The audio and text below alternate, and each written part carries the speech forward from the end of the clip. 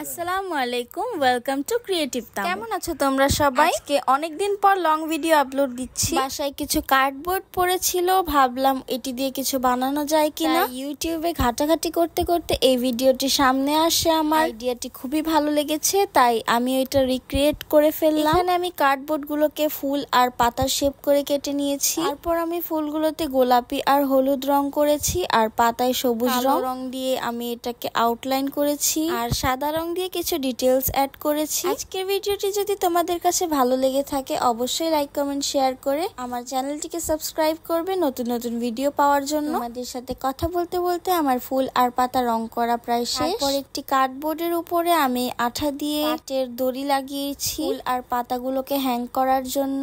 ফুল আর পাতার উল্টা পাশে আমি আঠা লাগিয়ে দড়ির সাহায্যে লাগিয়ে নিচ্ছি। আশা করছি এখন থেকে রেগুলার ভিডিও আপলোড দিব। তার জন্য প্রয়োজন তোমাদের সাপোর্ট। তোমরা সাপোর্ট করলে আমি আরো অনেক উৎসাহিত হব নতুন নতুন ভিডিও আপলোড দেওয়ার জন্য। তোমাদের জন্যই তো এত কষ্ট করে ভিডিও বানাই। আশা করি তোমরা আমাকে নিরাশ করবে না। এর জন্য এই পর্যন্তই। সবাই ভালো থেকো, সুস্থ থাকো। আল্লাহ হাফেজ।